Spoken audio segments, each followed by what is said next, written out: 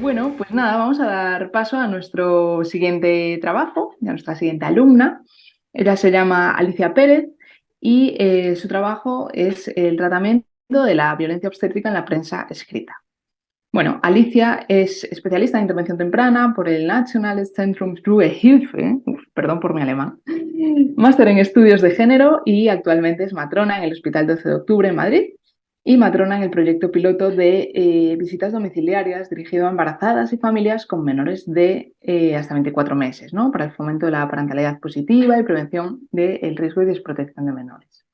Ella ha sido nuestra alumna del máster en sexología de género y ahora pues tiene la palabra para contarnos su investigación. Adelante, Alicia. Eh, yo lo primero es contar por qué elegí este trabajo. El tema de la violencia obstétrica es algo que desde hace muchos años mm, le voy dando vueltas en la cabeza, ¿no? Desde que oí hablar hace años sobre la violencia obstétrica y lo que era y tal. En principio, no sé, me resultó como muy extraño y como además, bueno, pues trabajo en un hospital con muchos partos y estamos en contacto con muchas mujeres y es un tema además que siempre hemos hablado entre las compañeras. A mí me resultaba sobre todo muy chocante cómo algunas mujeres ante cosas o procesos que a nosotros nos parecen absolutamente normales del parto, cómo ellas experimentaban o expresaban haberse sentido violentadas o incluso estar traumatizadas por, por cosas que a nosotros nos parecían totalmente normales, ¿no? Entonces, pues bueno, este trabajo, o sea, lleva muchos años y muchas lecturas y aún así me parece que es algo tan vasto y tan enorme, es un tema tan enorme y con tantas implicaciones que pese a que he intentado hacer algo mucho más, nada, al final me quedé solamente con lo único que vi que podía manejar, que era una cosa muy pequeñita, que es cómo se trata la violencia obstétrica en la prensa escrita. Incluso también estuve mirando para hacerlo con respecto a redes sociales y tal, porque me parece que también es un tema enorme lo que pasa en las redes sociales, pero al final lo fui acotando y lo dejé en esto, ¿no? Entonces el trabajo se compone de una introducción de lo que son los objetivos del trabajo, una segunda parte que es la fundamentación teórica, que son un poco unas pinceladas de,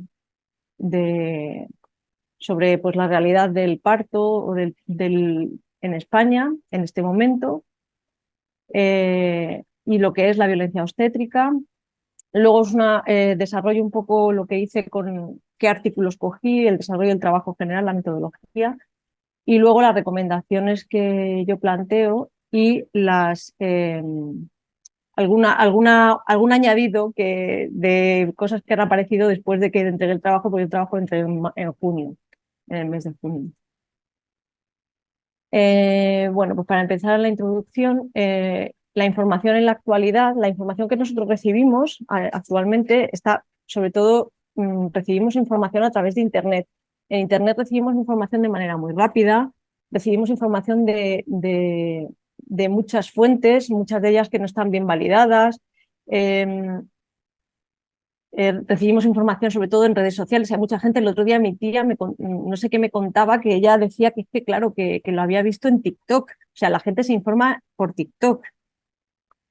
Entonces, bueno, pues recibimos mucha información a través de Internet. Internet es algo que está utilizado generalmente los grandes buscadores utilizan algoritmos que lo que hacen es que te van sacando información o te van mostrando información que es más o menos lo que tú quieres ver, ¿no? O lo que tú quieres, lo que a ti te gusta, ¿cómo decirlo? Como que un poco apuntarla a tus creencias, ¿no? O sea, al final en Internet generalmente nos va saliendo información que está relacionada con lo que nosotros buscamos. Y esa información, pues al final lo que hace es proporcionarnos una visión del mundo eh, muy parecida a la nuestra y que va apuntalando lo que nosotros creemos o cómo nosotros creemos que es el mundo, ¿no? Esto pues, puede impactar de manera diferente en cada persona, en unas personas puede impactar más, en otras menos, pero definitivamente impacta en la forma en la que vemos el mundo. Los objetivos de este trabajo, el objetivo general es sobre todo demostrar que el tratamiento de la violencia obstétrica en la prensa puede proporcionar una imagen distorsionada de lo que es violencia obstétrica y de lo que no. Los objetivos específicos son, por un lado, definir el concepto de violencia obstétrica, definir la realidad actual de las mujeres y del parto en nuestro país, describir desde una perspectiva crítica el tratamiento que se le da a la violencia obstétrica en 4 de los mayores periódicos generalistas de tirada nacional, analizar cuál es la imagen que se proyecta de la violencia obstétrica y explorar alternativas y realizar recomendaciones que puedan influir de forma positiva en la disminución de este tipo de violencia de género. ¿Qué es la violencia obstétrica? Bueno, pues la violencia obstétrica se definió, o sea, por primera vez está recogida el concepto de violencia obstétrica en la Ley Orgánica sobre el Derecho de las Mujeres a una Vida Libre de Violencia de la República Bolivariana de Venezuela del 2015, en el 2007, en su artículo 15, y la define como la apropiación del cuerpo y los procesos reproductivos de las mujeres por el personal de salud, que se expresa en un trato deshumanizador, en un abuso de la medicalización y la patologización de los procesos naturales, trayendo consigo la pérdida de autonomía y capacidad de decidir libremente sobre sus cuerpos y sexualidad, impactando negativamente en la calidad de vida de las mujeres.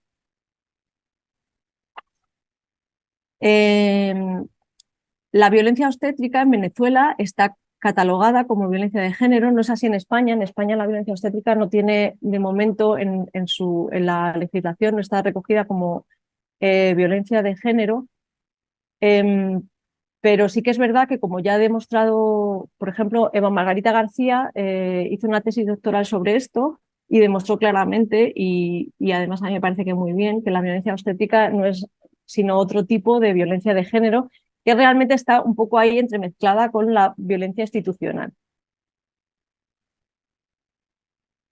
Algunos ejemplos de vivencias identificadas como violencia obstétrica las podemos encontrar en un trabajo, una encuesta que se hizo en 2017 por parte de una matrona que se conoce en redes como partera guerrillera. No sé la verdad es que no sé su nombre no lo conozco, pero es partera guerrillera, se conoce en redes como partera guerrillera. Y algunas de ellas son, por ejemplo, esta. En el embarazo, la ginecóloga de la sanidad pública fue muy fría. Me hizo sentir mal y no volví. Luego me indujeron el parto, rompieron la bolsa y me inyectaron oxitocina. En el momento del parto, mientras pujaba, el doctor se subió en la barriga para ayudar a sacar al bebé. Cuando según mi matrona ese acto está prohibido. Después, la extracción de la placenta fue manual porque se quedó pegada. Más doloroso que el parto. Me sentí fatal. Esto en Madrid. Aquí hay una de la maternidad de O'Donnell que dice: me realizaron la maniobra de dar la vuelta al bebé sin éxito, sin informarme, sufriendo muchísimo y con muchos estudiantes mirando. Después de esto, ningún ginecólogo vino a informarme de nada, ni ningún pediatra sobre mi niño, que estaba en neonatos. Que pongan médicos en los hospitales los fines de semana y en verano. Mi hija nació un viernes de julio y por eso no había nadie para atendernos estando ella en neonatos. Luego esta, que es muy larga, no os la voy a leer, pero vamos, si queréis está todo en el trabajo, y si no os recomiendo la encuesta. Se llama Hasta el coño de estar calladas y es de partera guerrillera y se puede encontrar en la red. ¿Vale? Y ahí hay un montón de testimonios de mujeres que cuentan cómo ellas se han sentido violentadas o han sentido que han sufrido violencia obstétrica. La realidad del parto en nuestro país, estos son cifras de 2018, ¿vale? Porque es lo último que encontré, así que estaba terminado de recoger cuando hice el trabajo. El parto, la definición de parto es el parto normal. Esto es una definición que podéis encontrar en la página web del Parto es Nuestro, de la Asociación El Parto es Nuestro. Un parto normal está definido como aquel de comienzo espontáneo, de bajo riesgo al comienzo del parto y que se mantiene como tal hasta el alumbramiento. El resultado es un niño que nace de manera espontánea en posición cefálica entre las semanas 37 a 42 completas. Y después de dar a luz, tanto la madre como el niño se encuentran en buenas condiciones. Esta definición está muy bien, es guay, ¿no? Pero como veis, la definición es hasta el final. O sea, solo se puede decir esta definición al final, que a mí me parece muy interesante, porque yo que sé, también yo estoy sesgada porque trabajo en un hospital muy grande, en un hospital con mucho volumen de partos, con mucha patología. Entonces es verdad que muchas veces lo que empieza siendo un parto espontáneo, de bajo riesgo y tal, acaba como el Rosario de la Aurora. Y a veces es por cosas que se hacen, a veces es iatrogenia, puede ser iatrogenia, pero otras veces, desgraciadamente, no. Otras veces no hay culpables. En 2018 hubo 368.368 nacidos vivos. Esto fue un 22,7% menos que en el año 2010. Estas cifras son de la encuesta nacional de, lo tengo por aquí, bueno, os lo puedo decir también luego, y estas cifras son de una especie de comparativa que se hizo desde una serie de 2010 a 2018, ¿vale? Entonces, estas cifras son de 2018. En 2010 era un 22,7% más. Quiere decir que en 2018 la tasa de natalidad disminuyó. La tasa de natalidad en 2010 fue el 10,5 por mil y en 2018 un 8 por mil. O sea, nacen menos niños. Yo tengo la sensación de que todos vienen a parir al 12 de octubre, pero la realidad es que nacen menos. La tasa de muertes maternas por 100.000 nacidos vivos en esta serie de 2010 a 2018 se ha mantenido por debajo de 5 en toda la serie. El valor más alto ha sido 4,4 y el mínimo 1,2. En el año 2018 era 1,3. Esto significa que de cada 100.000 nacidos vivos, 1,3 madres fallecen, ¿vale? Y luego, a colación de esto, al final del trabajo os voy a comentar una noticia que salió el 31 de julio sobre estas cifras precisamente. La tasa de cesáreas en los hospitales públicos es del 21,8% y en los hospitales privados del 36,5%. Esto también en 2018, pero con respecto a 2010 había muy poca diferencia. Ha habido un cierto descenso, pero no mucho. ¿Vale? Lo que sí que es llamativo es la diferencia entre los hospitales públicos y los hospitales privados. Es importante. Otros aspectos de la realidad en la atención perinatal en España. En 2010, por ejemplo, la amnioresis artificial es romper la bolsa, romper las membranas, ¿no? Y se utiliza como ayuda para inducir el parto. En 2010 se realizó en el 19,5% de los partos y en el 2018 en el 13% de los partos. O sea, hay una disminución de la utilización de la amnioresis artificial, que contrasta con el número de inducciones al parto. En 2010 era del 18% de los partos fueron inducidos y en el 2018 un casi 40% de los partos son inducidos. Y es curioso porque la amnioresis, sin embargo, la utilizamos también como método de inducción, entre comillas, ¿no? Es como una ayuda. A nivel de anestesia locorregional, el 62,8% de los partos en 2018 utilizaron anestesia locorregional, o sea, la epidural. Sí, la epidural, porque la walking epidural se está empezando a poner ahora. Antes tampoco era una práctica muy común. También ha aumentado desde 2010. Y luego vamos con la realidad de las mujeres en España, que paren. En el 2019, esta cifra a mí me pareció sorprendente. En el 2019, un 40% de las mujeres que van a dar a luz a su primer hijo en España son mayores de 35 años y un 10% de esas mujeres son mayores de 40. Y estas cifras van en aumento. O sea, nuestra edad reproductiva se va posponiendo cada vez más. Estas son cifras del European Perinatal Health Report, que está publicado en 2021, ¿vale? Está aquí disponible. Luego, en 2020, entre un 21,6% y un casi 45% de las mujeres en edad reproductiva sufren de sobrepeso u obesidad. Que eso también, según un montón de autores y según un montón de evidencia científica, produce un aumento exponencial. Según va aumentando el IMC, va aumentando el riesgo durante el parto, ¿vale? De problemas en el embarazo, en el parto y en el puerperio. De problemas como estados hipertensivos, diabetes gestacionales. En la encuesta europea de salud realizada en España en 2020, clasifica entre el 30 y el 40% de las mujeres en edad fértil en la categoría de sedentarias. Estos datos, ¿por qué son importantes? Porque realmente lo, por lo que vemos aquí, el estado de salud previo de las mujeres que se quedan embarazadas pues puede no ser óptimo. Entonces, con respecto a lo que se dice de la medicalización y tal, yo no sé lo que verán otras compañeras en otros sitios, pero nosotros en el hospital lo que vemos es mucha mujer con mucha, eh, no patología seria de base, pero sí muchísima, muchísima obesidad. O sea, mujeres, hace poco tuvimos que poner a una mujer como que sujetarla porque al ponerla de lado en la cama de partos se nos caía la pobre mujer. Entonces, este tipo de cosas ya no, como que no son una buena, no sé cómo decirlo, la verdad es que me explico como un libro cerrado, pero bueno, em, como que no son una buena cosa de cara a un parto normal, normal, pues eso, como la definición de normal que había antes. Luego, por otro lado, también tenemos que ver que en nuestro estado de salud, en el de todos, en el de hombres y mujeres, sobre todo en nosotras, porque es lo que estamos viendo ahora, parece una tontería, pero la aparición de la luz eléctrica y otras novedades postindustriales están influenciando enormemente nuestra biología a nivel a nivel hormonal. Si tenemos en cuenta que todas nuestras células, si tenemos muchos relojes en el organismo que se sincronizan con el sol, si tenemos en cuenta nuestro estilo de vida actual, en el que prácticamente no nos da el sol por las mañanas, pasamos mucho tiempo encerrados en sitios cerrados, no nos movemos, en fin, nuestra biología de ahora no tiene, está muy influenciada por cosas que hace a lo mejor 200 o 300 años no estaba influenciada y funcionábamos de forma distinta.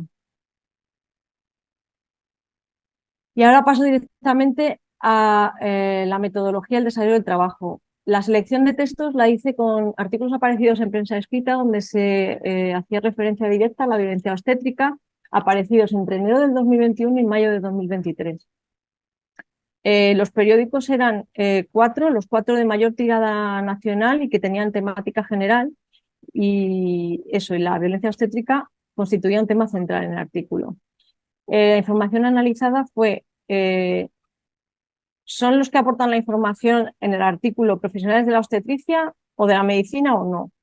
¿Contienen información confusa, inconexa o sacada de contexto? ¿Hacen referencia a experiencias subjetivas y percepciones personales? ¿Se ofrecen datos objetivos?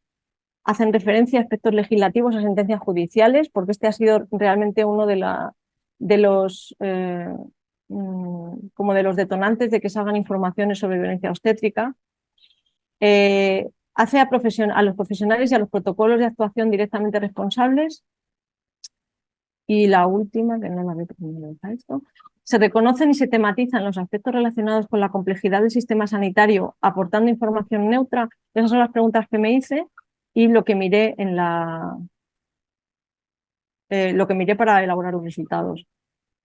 En primer lugar, los resultados fueron que únicamente un 23% de la información generada para estos artículos era proporcionada por profesionales de la obstetricia.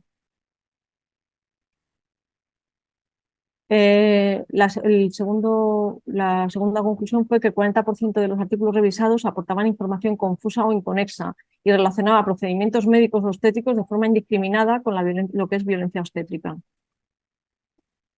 El 54% de los artículos se referían a procesos judiciales o hacen referencia a legislación, a legislación de este tipo de violencia. Por otro lado, el 46% de los artículos revisados se transcribían experiencias de mujeres que habían sufrido violencia obstétrica, se transcribían de manera literal, o sea, literal las cosas que estas mujeres decían. Solo un 20% de estos artículos proporcionaba información basada en datos objetivos relacionados con la obstetricia, y en más de un tercio de los artículos se acusaba a los profesionales sanitarios y a la aplicación de protocolos de ser los responsables de esta violencia. Un 33% tematizaban la complejidad del sistema sanitario y las estructuras en las que se basa la concepción actual de la violencia obstétrica. Esto me parece importante porque realmente, como he dicho al principio, la violencia obstétrica me parece un tema enorme y con un montón con un montón de implicaciones y no, eso no se tematiza, se tematizan cosas como muy anecdóticas y se intenta siempre, yo creo, en lo que he leído, como buscar culpables y realmente no se tematiza el por qué existe esa violencia, por qué las mujeres se sienten violentadas. Ajá. Y bueno, la discusión y las conclusiones que saqué fue que la violencia obstétrica es una violencia de género, eso... ¿qué pasa? Sí. Y que tiene una sola definición, pero tiene significados muy diversos. Bueno, colaboro con Médicos del Mundo y me he hecho, muchas mujeres te comentaban sus experiencias de parto, pues en Somalia, en Camerún, en Senegal. Y me acuerdo una que me decía, dice, a mí la matrona cuando, cuando tenía contracciones y gritaba me pegaba con una vara. Y eso es violencia obstétrica, pero me resulta curioso también que violencia obstétrica sea que, por lo menos así lo han expresado algunas mujeres, que como que se la inste en numerosas ocasiones a ponerse la epidural, ¿no? Entonces, a mí ese tipo no sé, de diferencias me vuelven loca, no, no sé, es que es algo que además me resulta como muy emocional, a mí me toca mucho la fibra, ¿no? Entonces me produce reacciones muy emocionales. La violencia obstétrica es violencia de género, pero también tiene un componente importante de violencia institucional. En la definición de lo que es la violencia institucional es también importante. Por otro lado, es indudable y creo que no debemos obviar que el desarrollo y la evolución de las disciplinas como la medicina y la salud pública han producido una disminución de la mortalidad y de la morbilidad materno-fetal que no tiene precedentes. La medicalización, por otro lado, ha tenido consecuencias negativas como cualquier otra cosa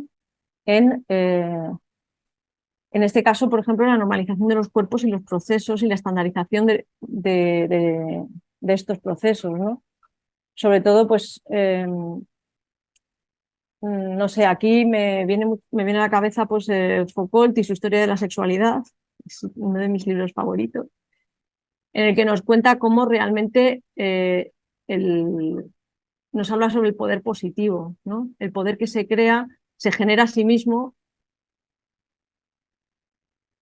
Luego, la vida social de las personas, la vida sexual de las personas, entre esos aspectos, su faceta reproductiva, han sido enormemente fiscalizados por el Estado. El sistema médico se desarrolla para cumplir la función que el Estado, o si se quiere, las instancias de poder le ha destinado, siendo estas instancias de poder para nada una cosa como un gran hermano, sino al final el poder es, como dice Foucault, también algo matricial. Estas formas de poder impuesto tampoco son un poder positivo. Perdón, de poder positivo no son un poder impuesto. Las mujeres que han sufrido este tipo de violencia y la tematizan lo hacen en la mayoría de los casos desde sus experiencias y tienen una opinión y un relato fundamentado en las emociones negativas que les produjeron. Y es así como lo recogen en los periódicos, como se recoge en los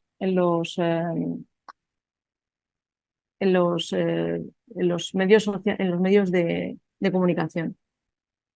Otra cosa importante es que la prensa es una empresa cuyo objetivo es informar, pero como detrás de casi todo aspecto de nuestra vida actual existe un componente capitalista que busca generar el máximo beneficio. El máximo beneficio no se genera produciendo información que haga a la gente pensar o que genere más preguntas, sino se genera más dinero con reacciones emocionales. Lo que más clic produce, eso es lo que genera más dinero. Y más clic producen cosas con mucho impacto emocional. Pero vamos, eso nos pasa a todos y lo podemos ver todos cuando nos salen las noticias de Google y pinchamos lo que más salta. Las informaciones que implican explicaciones de hechos complejos son en general menos efectistas, se requieren un proceso mental más elaborado y más profundo y más lento. Y por lo tanto no es de consumo rápido como es a lo que estamos acostumbrados. Y bueno, ya las redes sociales es un tema que son una versión mucho más como reducida. En las redes sociales se dan mensajes mucho más cortos, más emocionales, además generalmente con imágenes, vídeos, música, que lo que hace es tocarnos mucho más la fibra. Las conclusiones, pues que la violencia obstétrica existe, es un tipo de violencia de género, que las mujeres que paren en España tienen particularidades que hacen que se comporten de manera distinta a mujeres en otros entornos, en otras épocas. Nuestro sistema sanitario ha evolucionado y nuestra salud materno-infantil es equiparable a la de muchos países de nuestro entorno. Y la violencia ejercida por un sistema caduco y que coloca a la mujer en una posición de inferioridad y sumisión tiene que ser erradicada. La prensa escrita no informa desde la realidad de la violencia obstétrica ni de la complejidad. Ay, perdón. Ni de la complejidad que entraña su definición. Tampoco nos ofrece soluciones para evitarla o corregirla y además culpabiliza a los profesionales. Si bien los profesionales ejercen esta violencia, no lo hacen en la inmensa mayoría de los casos de forma dolosa, sino como un resultado de un sistema caduco y patriarcal que adoctrina y genera las estructuras para controlar a la persona y en este caso a las mujeres. Como en el caso de la violencia de género, cualquier cambio necesita una transformación profunda de nuestro sistema de creencias y la asunción de estos cambios por parte de todos. Y hay que evitar cualquier tipo de romantización de un proceso natural que, como la naturaleza, puede no cumplir nuestras expectativas y deseos y ser bastante desagradable a veces. Las recomendaciones que hago son seguir estudiando los efectos que tienen las publicaciones en las expectativas que se generan acerca de cualquier cosa, pero en este caso del parto en las mujeres. Estudiar las formas de cambio necesarias para mejorar la atención al embarazo, al parto y al puerperio en el sistema de formación de los profesionales que lo atienden, que está profundamente impregnado de elementos que reproducen la violencia contra las mujeres. Estudiar las formas de cambio necesarias para una mejor atención clínica del embarazo y el parto y el puerperio, identificando los elementos del sistema heteropatriarcal que producen y reproducen violencia. Y estudiar en profundidad las formas de comunicar y publicar, tanto en redes sociales como en prensa escrita, y asumir la responsabilidad profesional que estas publicaciones conllevan. Y esto es la noticia que apareció en el 31 de julio de este año, en el que, bueno, aquí se explica que un grupo de investigadores, el grupo se llama el Grupo Español de Seguridad Obstétrica, ha hecho una especie de recogida de datos paralela a la que hace el Ministerio de Sanidad a través de la SEGO, y parece ser que tienen una muestra mucho más grande y han identificado pues, ciertos errores a la hora de notificar, por ejemplo, las muertes maternas, a la hora de notificar casos al Ministerio de Sanidad, que son los que el Ministerio de Sanidad reporta al Banco Mundial. Entonces, ¿qué pasa? Que parece ser, según este grupo, según el GESO, que esa cifra que os di al principio de 1,2 por la tasa de mortalidad materna del 1,2 estaría multiplicada por 4. Este año, por ejemplo, era 3,6 y la GESO estima que ha sido 4 veces más, del orden de 12 o 13. Y que, bueno, pues al final que estos datos como que ponen un poco en duda las tasas o las cifras tan buenas que se supone que tiene España con respecto a la mortalidad materna y a nuestra salud perinatal. Lo que pasa que también, no sé, a mí me gustaría tener más tiempo y y poder leer más de cómo los demás países también notifican, porque los españoles tendemos mucho a decir, oh, es que somos lo peor, en Europa son mejores, en Alemania, en Francia, pero realmente al final, cuando miras de cerca, casi todos los países de nuestro entorno tenemos los mismos problemas y los mismos errores a la hora de recoger datos. Es verdad que en España se nos da un poco peor, parece, pero vamos, yo lo desconozco. Según esto, sí, se nos da peor y las cifras que se notifican al Banco Mundial no son tan buenas como parecen. Pero no sé, esto habrá que verlo también y habrá que seguir mirándolo.